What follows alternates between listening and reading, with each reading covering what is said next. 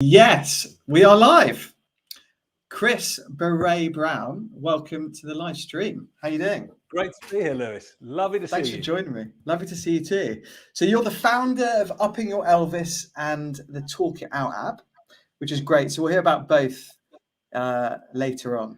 But I think the super cool thing right now is just and we spoke about it when we met virtually, must have been a few weeks ago now, such a crazy moment in time right now.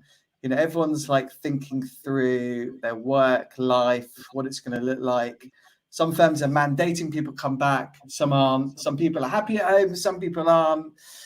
It's crazy. And I know your big thing is why do we develop our lives or create our lives around work versus like more of a holistic thing? Why is that? Absolutely. So, well, look, 2 points there, just to register. So, number one, this is an amazing time to be on this planet, I believe. Oh yeah. Because you know, very rarely, well, never in my lifetime, has everything been thrown in the air like it has been now, right? And when the system is agitated like this, you have an opportunity to land it where you want it. So, this is an opportunity that we just cannot waste. So, I'm super excited that actually people are revisiting. You know, who am I? How do I add value? What should my work be? Where do I get my meaning from? I think it's a brilliant thing. But the second point is we have spent, you know, our lives trying to make ourselves fit into what business wants. You know, and actually business is actually a relatively recent construct. You know, if you think about it, it's in its current guise, it's very recent. And yet, you know, we're ancient beings. You know, we're designed to be hunter-gatherers. You know, for 2 million years, that's what we were as a species. And actually, until 12,000 years ago, we were all hunter-gatherers. So we're designed for that. And business is not our design, I'm afraid. So making ourselves fit business, I think, is the wrong way around. We've got to make business fit us. Is business not just the modern day, like, let's go hunting for food? Yeah, it is. It is exactly that. Yeah. But obviously, you know, the way we hunted for food, you know, did not develop very much over those 2 million years. Whereas business is like lightning, right? It looks nothing like it used to 5 years ago. I know. It's so crazy. Even myself, I was, you know, pre-COVID, you know, I'm a headhunter. I mean, my day was coffee, breakfast, coffee, lunch, coffee, dinner, drink, you know, all of that kind of stuff. I mean, you know, the last 18 months has been video call, Microsoft Teams, Google Meet, Zoom, Microsoft Teams, you know, like it's changed. It's really changed a lot. But also it took me, and about you, it took me a while to just to find my thing with it, you know, because my routine's completely shifted. Yeah. It's a different groove, isn't it? You know, it's interesting. When we had to go to work every day, we didn't have to think. And I'm not being rude here, Lewis, but you didn't have to, did you? You turned up for a breakfast meeting, you then had a coffee meeting, you know, you knew what the gig was. And therefore, actually, we could spend a lot of our time pretty much on autopilot, just kind of drifting through it. When you suddenly change those rules, then all of a sudden you're like, oh, hold on a second. You know, how do I add value in this construct? You know, how do I make sure that I'm having meaningful work and proper connections with, you know, relational energy? And actually, it's different. It's a different challenge, isn't it? So, you know, I don't know anyone who slipped straight into it and went, oh, this is perfect. You know, we all bumped our knees a lot, right? Yeah, it was hard because you're human. I mean, I like routine. You know, like you get into it. I didn't have to think. I'm in at 8:30. The alarm's going off at 7 or whatever. You do your thing. Maybe I go to class, exercise class. I don't have to think. They tell me what to do. Suddenly, you're like, you know, what am I doing? I then had to put a fake commute in the diary. So like I got moving out the house because to your point, you know, we're human and we like to move around. And it gave me a lot more energy and stuff. But it took a while. It did take a while. And how long do you reckon it took you to get embedded when you suddenly went, oh, I've got this groove? What do you reckon? I think it took like a good few months. Yeah. A good few months. And maybe longer, but I was quite thoughtful about it. But my routine was different. Like my wife was working in intensive care with COVID. So I was like getting out the house, taking my kids to key worker school. And so it was good for me in that I was still moving. You know, but then there's others because everyone went through a different experience, right?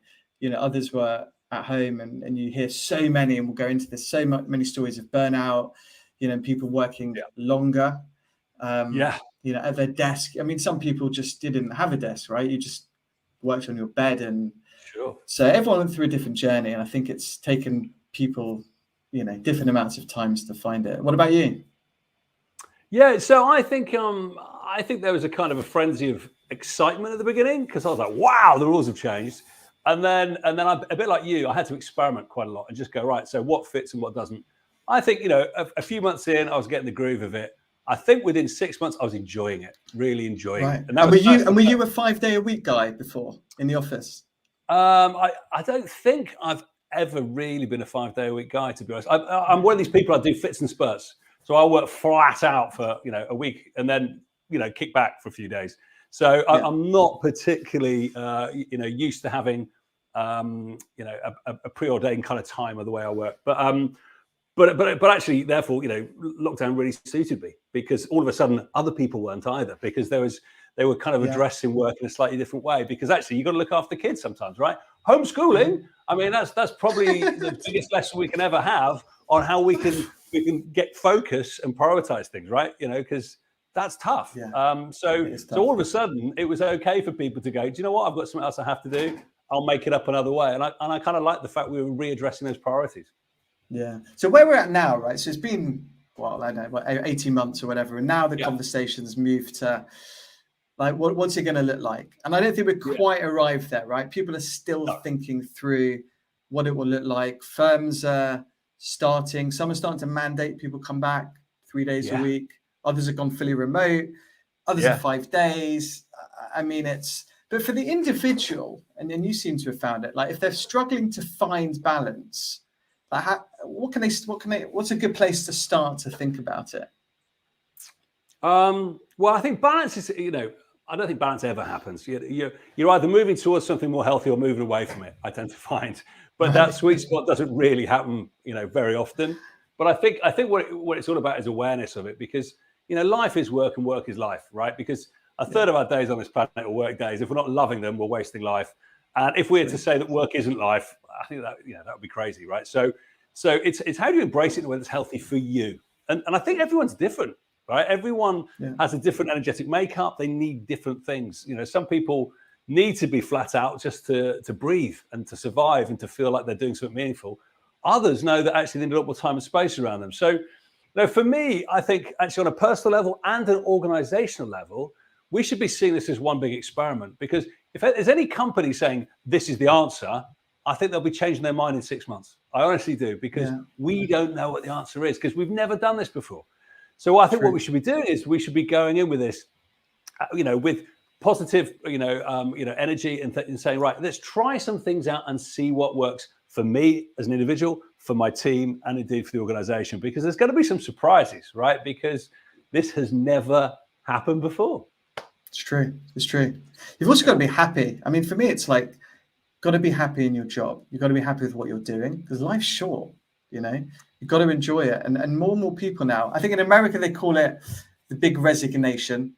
I mean, you're seeing now, like, it's the big rehire. Like there's obviously every sector is slightly different, but there's a lot of work around. There's a lot of jobs around, and companies now are realizing, I've got to work hard to attract people. And the number one thing is this culture. People want to work in a place with a good vibe. I think they want to know, like, how have you treated your staff over the pandemic? Or even if I want to go and take my kid to football on a Friday, how would you feel about that? And see their reaction. This is important. We don't want to be seen as an asset that's to be sweated. I mean, that's gone. It's amazing. There are still organizations that think that way, but no one wants that. And we've got so much choice. There are so many jobs out there because people have bled talent over the last year and a half. Like, one of my clients laid off 35% of their people. They're hiring them all back now at 50% pay rises. That's the market. It's nuts, isn't it? It's nuts. So people can pick and choose, and ultimately, salary, they're all going to be in a similar band. But can I live the life that I want to while doing meaningful work? That's the question. Yes. And if you want to get the talent, you have to deliver on that. Yeah. I think the other thing for me is that everyone's different, right? Like, you work differently to I work. You might prefer, home 5 days. I might prefer going to the office. So I think there's no one size fits all. And it feels like the firms that are open to asking, how would you like to work, Chris? Like, what's your preferred working style will probably end up winning. But leading a big firm like that's hard. I think that's the other point, isn't it? It's tough. Well, it is if you use the old paradigm. If your old paradigm is, look, I need to be able to see my assets, my people, I need to, manage them to make sure they're doing, a high standard delivery, then you're absolutely screwed. Yeah. If, however, you're one of those leaders who says, you know what, my job is to create the conditions for them to be fantastic. And then, I'll look at the outputs and see how they've done. And if they need some help with the inputs, great. That's what I do. But I'm not going to manage each part of that process. Then actually it's liberating.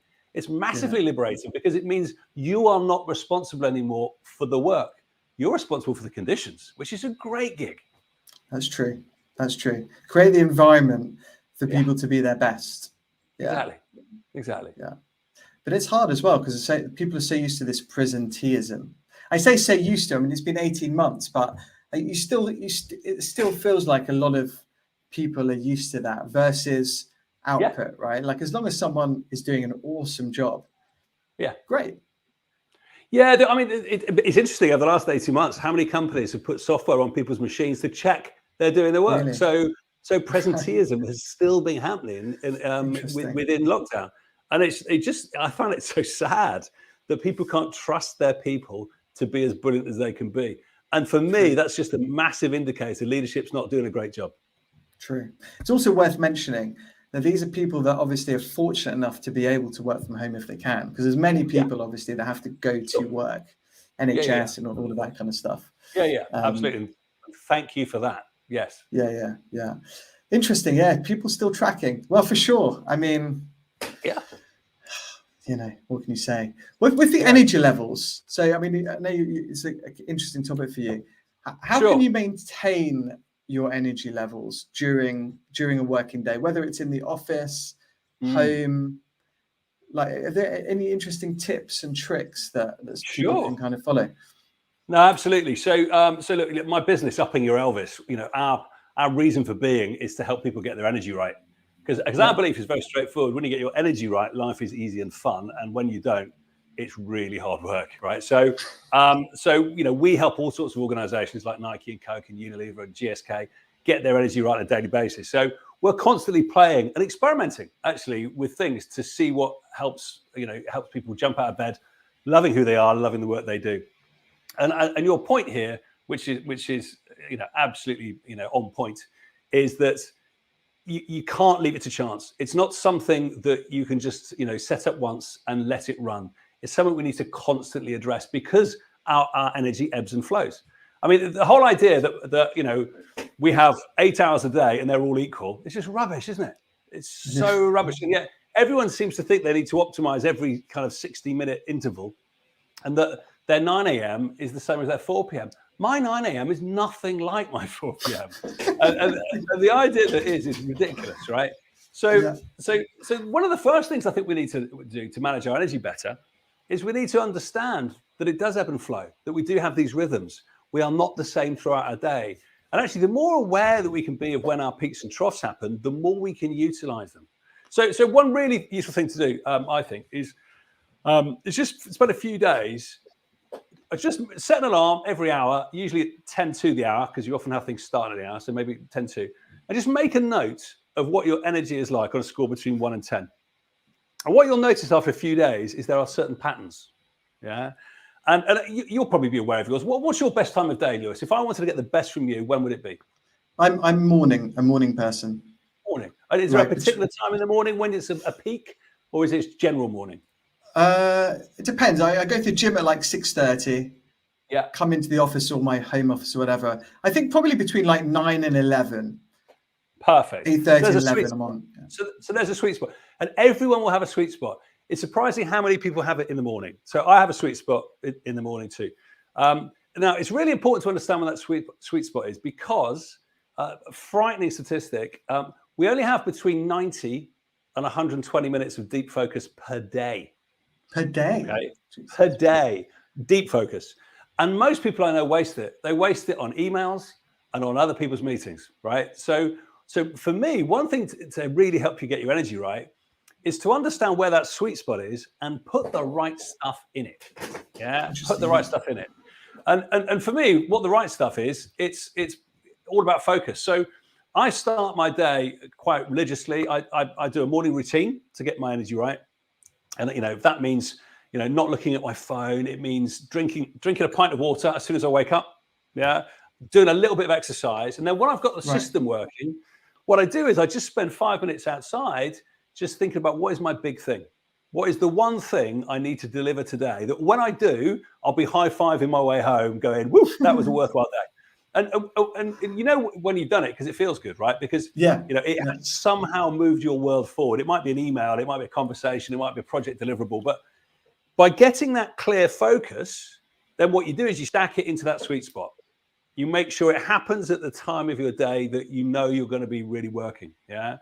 And then actually, I'm lucky, I'm a bit like you. Mine's early in the morning. So I've usually done my big thing before most people start work. So for me, the rest of the day is just gravy. Yeah. And then you can just roll with it after that. But that's a discipline that I found really helps me. Love that. So do you have the same routine every day? I do in principle. I rotate it around a little bit. There are certain things that show up every day. I mean, number one, really important, don't look at a phone when you wake up. And if you have a phone in your bedroom to wake you up, get it out. Okay, really important. Do you put it in your? Do you leave it out the bedroom when you go to sleep? Yeah, it's not in my room. Definitely. Really? So we've done a load of experiments with all sorts of experts on who help people get their energy right, and we've had sleep experts, we've had digital detox experts, and having a phone in your room is a nightmare. Okay, so you just got to get it out. Okay, get an analog. Yeah, get out, and then importantly, when you wake up, don't look at it. And the reason being is when you wake up, your mind is pure. Yeah, and it's uncluttered. It's not anxious yet. It's just go, hey, what's the day? If you utilize that purity, you will get much more clarity around your big thing. If you look at your phone and then try and do that exercise, you're lost. Okay, so I always do that. I always hydrate. I always do some exercise. One of the experiments we did was a Wim Hof one, the cold water immersion. Ice guy. Yeah. So I jump in cold water every morning when I'm at home because that is just a massive kickstart. And then I tell you what, after that, the fact you've lived through it every day is great. Wow. So what do you have, like an ice bath outside or something? I've got two things. I've got a pond which I jump in during the winter, and I've also got a refrigerated tub. So in the summer, if it's not cold enough, I get in that. Yeah. Wow. So you do that every morning? Every morning, yeah. Every morning I'm here. Yeah. Love it. Crazy. And so at what point do you look at your phone? So you've like had your ice bath, you've had your pint of water. Once I've done the big thing and I've got clarity on that, I can then look at my phone. If I'm really knocking it out, I will not do that until I've done my big thing, because then I'll get even better focus around it. But sometimes you need to. Sometimes you need to remember a few appointments coming up. Who's taking the kids to school, things like that. It's kind of useful on occasion. And you're looking at the phone. Is that like emails? Is that the big thing that you look at? Anything, because it's just another distraction, because there'll be demands on your attention. Even if it's an Insta feed, it will change your energy. Yes. Stay pure, Lewis. Stay pure. I've said it many times. I mean, I take my phone into my bedroom, and I know I shouldn't, and I get sucked in. I'm addicted to it. What can I say? I mean, I've spoken to a bunch of people recently where, I mean, like you, they leave it out. And I know that's the right thing to do for all of these reasons. It's hard to do, because a lot of people, I think they, look at the phone and then they unwind in front of a TV, watching Netflix or, and it's like screen time, the whole way through. Even in bed, you're like, I'm not so bad, but... And then people reach their phone. It has a massive impact on us. I mean, it's not surprising there's so much anxiety, depression, mental health challenges, because our brain's not designed for that, right? It's really not. Another important thing when you talk about energy is, we're not designed to be full on. We're not robots who are full on all the time. We have to have moments where we step away. So there's some lovely research around this concept of ultradian rhythms that we have, where we have these energetic ebbs and flows. And I've been following that for some time. Some people think they do exist, some people don't. But what's it called? Sorry, an ultradian rhythm. And the idea here is that you can basically work on something for between 70 and 90 minutes, but then you have to step away and rest for 20. Okay. Right. Okay. And when I say rest, not do another activity, but actually let your mind stop, let it reflect, let it process. Go for a walk, chat with a friend over coffee, but actually step away from the work. And again, that means that when you come back into your next 90-minute cycle, you've got the energy you need to deliver great work. So if you're not actually resting at night because you're bombarding your brain with even more digital activity, no wonder our brains are suffering and find it quite hard to process. Yeah. Love that. I need to start implementing that more into my day, because I'm in the, I do. I look at my phone in the morning. My routine's, well, I feel it's all right, but speaking to you, I need to improve it. I look at my phone. I do exercise morning or evening. I mix it up a little bit. Have some coffee, black. I do intermittent fasting a bit, which I like. That keeps my energy level. Big fan of that. Big fan. Yeah, do you do that as well? Yeah, absolutely. Yeah, we another one of our energy experiments was intermittent fasting. We've also done fasted fitness, when you exercise when you're fasting, and actually there's massive benefits to this. We eat too much, right? We eat too much all day long, and too much rubbish. So if you actually get onto your nutrition, I think it can have a massive energetic payback. So yeah, good one there. Yeah, and I think so. And then what about your exercise routine? I mean, are you doing a lot of exercise, or how? Yeah, no. So I don't do masses. I do around 20 minutes to half an hour a day of proper exercise, and that's everything from weights to a bit of cardio to swimming, etc. But the important thing is that our research has shown that it doesn't matter how hard you beast yourself once a day. You could be a cross-training fanatic. If you don't move throughout your day, you're going to screw up your energy, right? So what we can't do is just rely on the gym. What we need to do is move every hour, really. In my case, I try to make it every 45 minutes. So, I don't have, long meetings. I always try and keep them nice and crisp. And then I go off out into the garden. I'll do walking meetings. Anything to make sure we got movement baked in. So exercise, absolutely key, and it's important for our energy. However, exercise once a day is not enough. We need to have this constant movement. Interesting. So I think a lot of people, if they're working at home now, are missing that movement, because the commute, the way I look at the commute, is amazing opportunity to move. Most people you speak to, it's wasted time. It's taking me ages. And I think the thing that you miss is just getting up and out the house and moving. And some people, if they're commuting an hour each way, that's 2 hours of, movement. If you're on the train, you're standing probably. Yeah, I mean, and it's not just that, is it? It's going from meeting room to meeting room, which we used to do at least kind of every hour. And if you think about our design, go back to hunter-gatherers, we are designed to move, Our food didn't come to us, we went to find it. And actually, if we didn't move, we starved, right? So this was part of our way of making sure that every day we came home and we had another one, right? So we are designed to move. And actually, we don't process unless we move. Stanford did a great bit of research, and they found that that when you're walking at your natural gait, your creativity spikes by up to 60%. Okay, so we think better and process better while we move. So this whole idea of sitting down static all day, I mean, our brains just shut down. No wonder we find it hard to process. Yeah, I love walking around when I'm on the phone. If I'm at home, I'll do a fake commute in the morning. Or if I'm taking the kids to school, I get to move around.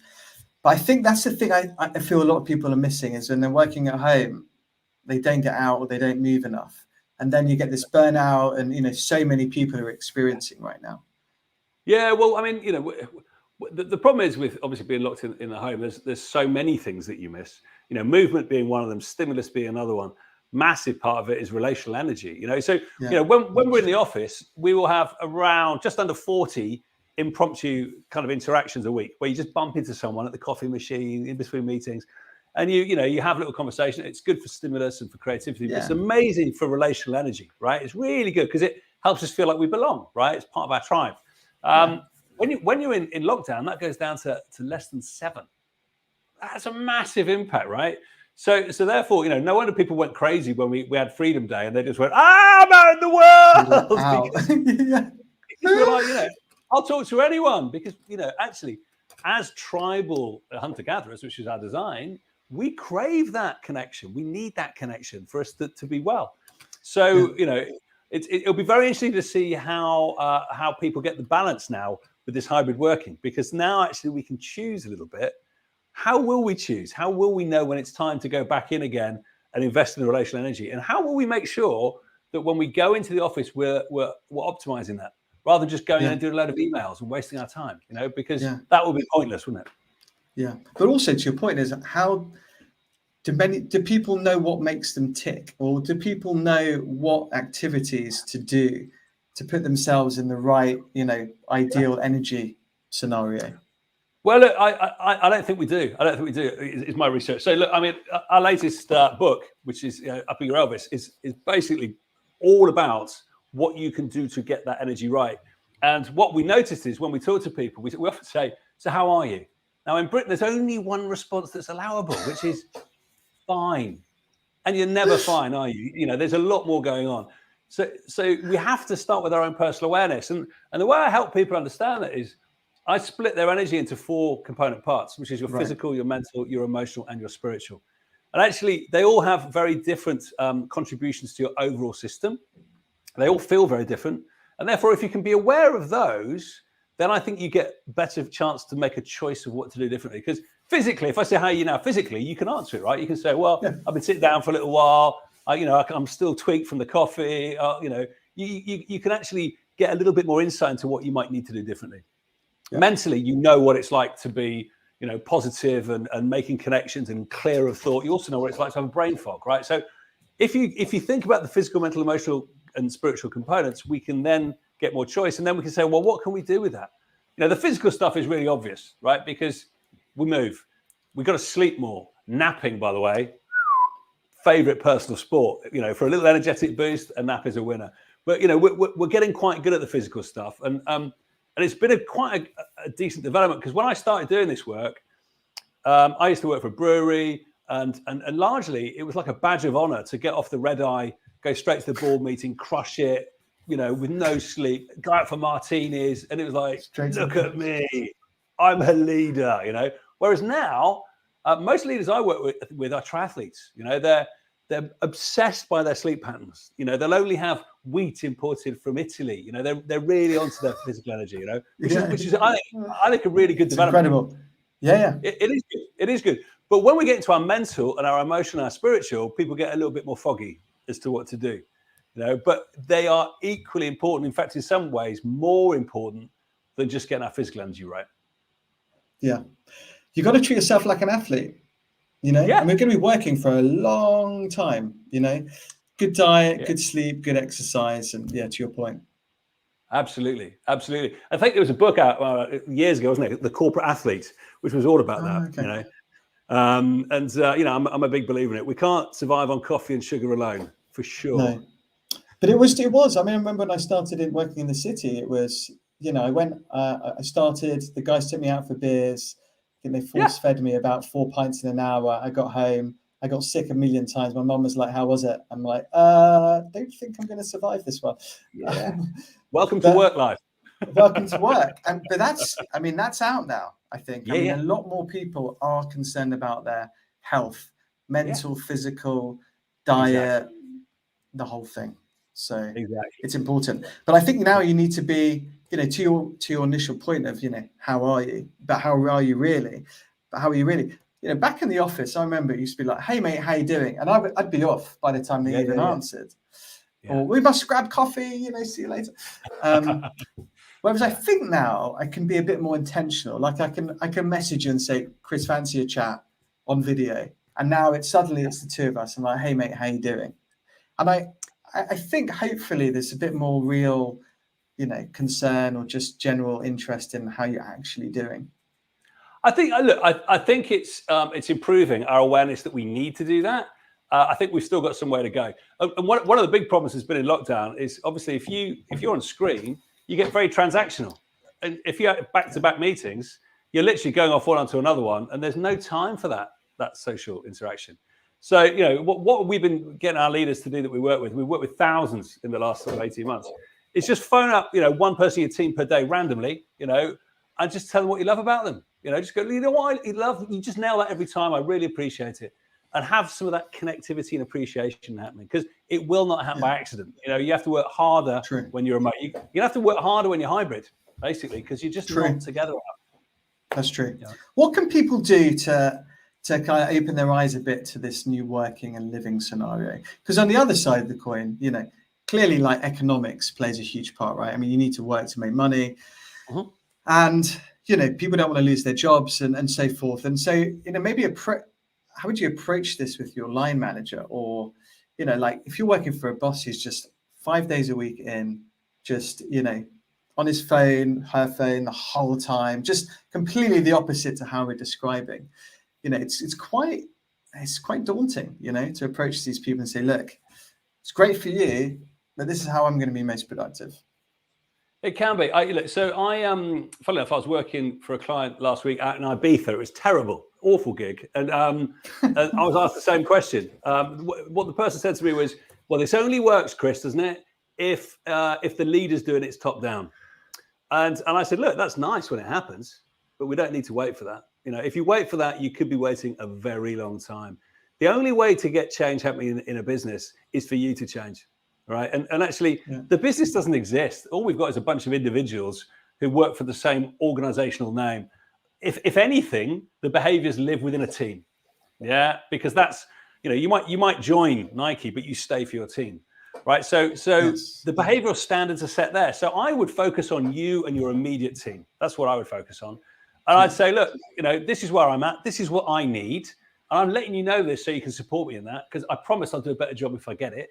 What do you need? Let's have a conversation about it. And as a team, are there certain things that we need in the unique context of what we deliver?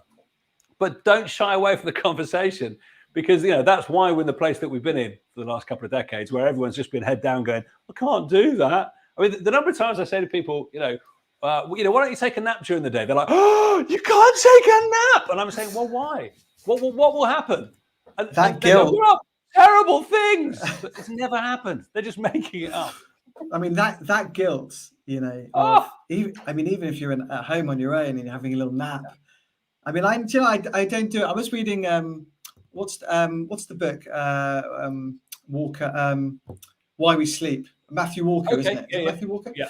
And I've heard of it. I don't know. I think it's Matthew. And he was like, you got to accumulate like 7-8 hours sleep or something in your day. And to your point, back in the day, hunter-gatherer style, we weren't sleeping in one block. It was like blocks of 2 hours and so forth, and accumulating. Polyphasic.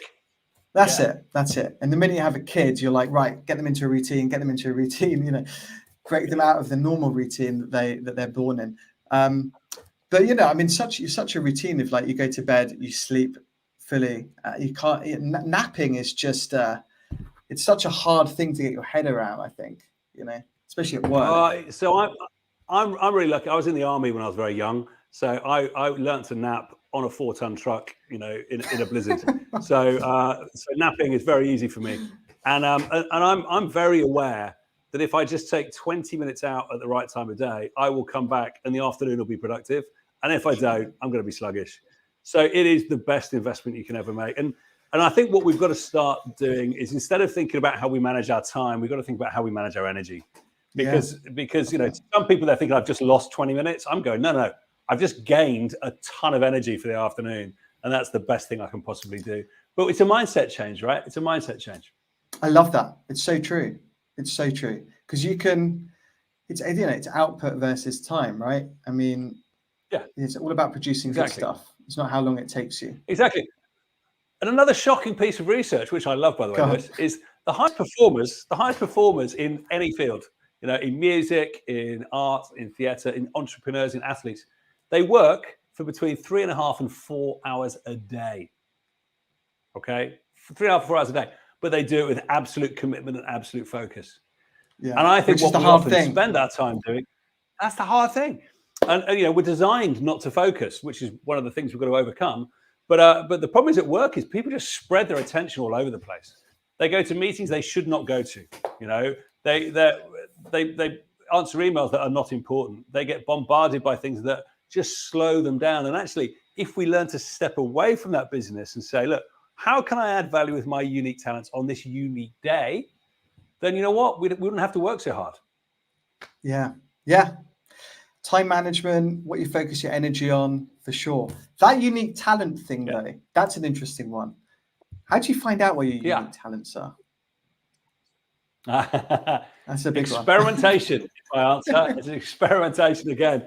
So we don't know, do we? You know, I mean, you know, it's a bit like, you know, when you're going for a job, and you know this, you're in recruitment, right? Yeah. You know, everyone goes, "Oh, that sounds amazing," and then they do the job and go, "No, Lewis, that sucks. That's an awful job." You don't know until you try. And you know, for me, finding out what your unique talents are, it's all about playing the game lots of different ways in lots of different ways with lots of different people to find out what really fits and what creates energy. And over time, you just learn, right? I'm all over that. Like, I think, you know, so often when you start, when you school, and if you go to university or whatever, you know, you kind of like feel like you should know what you want to do in life, you know, like pick your career and stuff. And I think now, you know, it's not a straight line, you know, it's up and down. You might change careers a few times, which is fine. And, you know, maybe, hey, you go to a career coach or an exec coach or whatever, and then you realize what your superpowers are. Because the other thing is, for me, it's just quadruple down on what you're great at. You know, so much of the time when you're doing feedback sessions and, you know, you're going to your line manager and they're doing like a yearly review, it's always on your development areas, right? Like your weaknesses, and let's work on those. And I think, you know, to your point, just focus on what you're great at and you'll be doing it with full energy. Yeah.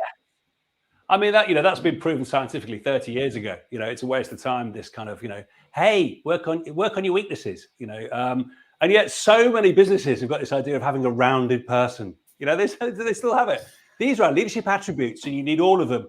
Rubbish! You'll get everyone all the same. Look at Cristiano Ronaldo. I mean, an incredible professional. Eats well, sleeps well, physically great. But hey, he's not defending. He's not the goalie. You know, he's not in midfield. He's a striker now, right? And it's a team game. You know, they've got all the people working together, and that's how I think you've got to think of it now. Yeah. Exactly. And this comes down to. Oh, sorry. No, sorry. Off to you. Go, Lewis. Yeah. No, you go. No, but I mean, this goes down to this whole idea of embracing diversity. You know, if you get the authentic self showing up and you don't try and make it fit into a mold, more of a chance to get brilliance out of people, right? But we have to get into that place where we create the conditions for the brilliance to come out rather than dictate what it looks like. Definitely. I've been speaking a lot about this. You know, everyone talks about bringing your authentic self to work, right? And I think what people really mean, and I did a poll on this, is bring your authentic self to work as long as you believe what I believe. It's quite hard to work with people that you know don't quite believe what you believe. You know, as humans, most humans struggle to have a conversation with someone with an opposing view without it turning into an argument or something heated. So, but you know, I think to your point, you know, if you can really bring together a real mixed group of people, you know, with different ideas, thoughts, worldviews, all of that stuff, is awesome. You know, you get so many different options and decisions and stuff. It is, and there's room for all. And you know, we tend to self-filter anyway. I mean, I don't tend to get, you know, people who are great at auditing join Upping Your Elvis. There's something about our business name that tends to filter them out. So you do tend to get people who are a bit more aligned around fundamental beliefs. But then, you know, you have to have those different people, because that's where the genius comes. True. Tell me about your app. Your app looks awesome. Talk it out app. Yeah, well, look, this is my big passion, this Lewis. In fact, look, I'm even going to show it. Look, there it is. It's called Talk It Out. It's basically what I want to spend the rest of my life doing, because there is such an issue at the moment on this planet with mental and emotional well-being. And we think we found a way to help people. And I say help people because there's so much of an issue that unless we get people to look after themselves, the NHS will never keep up, right? So we've got to learn how to make sense of our thinking. And what Talk It Out does very simply is it helps us basically get our heads straight, because 95% of our processing is subconscious. And therefore, most of us have no idea we're having a good day versus a bad. So what Talk It Out does very simply is it takes our subconscious processing out into the cold light of day so we can look at it and understand why we feel the way we do, which gives us more choice, right? Love it. So how does the app work then? So it's really simple. It's walking, talking. So what you do is put a headset in, you put the app on, you go for a walk, and you talk about anything that needs some attention. It could be, you know, life, work, relationships, a project. And as you talk about it, what you'll notice is, especially as you're walking, because you get into your subconscious quicker, you run out of conscious story and you just keep talking and other stuff pops into your consciousness.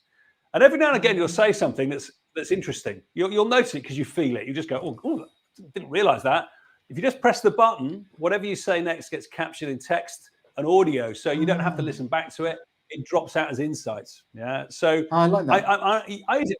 So I use it for all sorts of things. So I'm working on a new book. Every morning I go and talk about it. I come back with 3 new chapters. So it helps me creatively. If I find I'm stuck on something and I just don't feel right, I do a talk it out just to move that energy so I understand why I'm feeling that way. So there's lots of ways to use it. It's also brilliant. You know, I talked about getting clear on your big thing. Yeah. It's fantastic for getting clear on a big thing. In fact, we've just done an experiment with the National Health Service. Unilever ran the experiment. And what we got them to do was we got them to do a talk it out for 5 minutes in the morning to get their big thing clear. And then 5 minutes when they finish work to review their day. And they did that for 10 days, right? So 10 minutes per day for 10 days. And their productivity was up 39%. Their anxiety was down 37%. Their life satisfaction was up 38%. Their calmness was up 49% in 10 days, okay, just from doing this. So I'm deeply passionate about it because I just think we just need more ways to look after ourselves. I like that. So you're moving, which as we discussed at the beginning, a big thing, and then just kind of almost downloading your thoughts at the beginning of the day and downloading how the day's gone at the end. Exactly, because we spend so much of our time on autopilot, which is part of our design. What we're doing there is we're making sure we're conscious at the start of the day to get a clear direction, and we're using our talents on what counts, which we were talking about earlier. But then the other thing that is much underrated is stopping and saying, how has today gone? What have I learned? What will I do differently? And again, that's a time to be conscious and you can reset for the next day. And literally 5 minutes at each end can be life-changing. Love it. Love it. Thanks. And great to chat, Chris. Thank you very much for joining me. Really, really cool sesh. It's been an absolute pleasure, Lewis. Loved it. Thank you. Thanks everyone for watching, whether you're watching live or after the event. Thank you very much and see you all soon.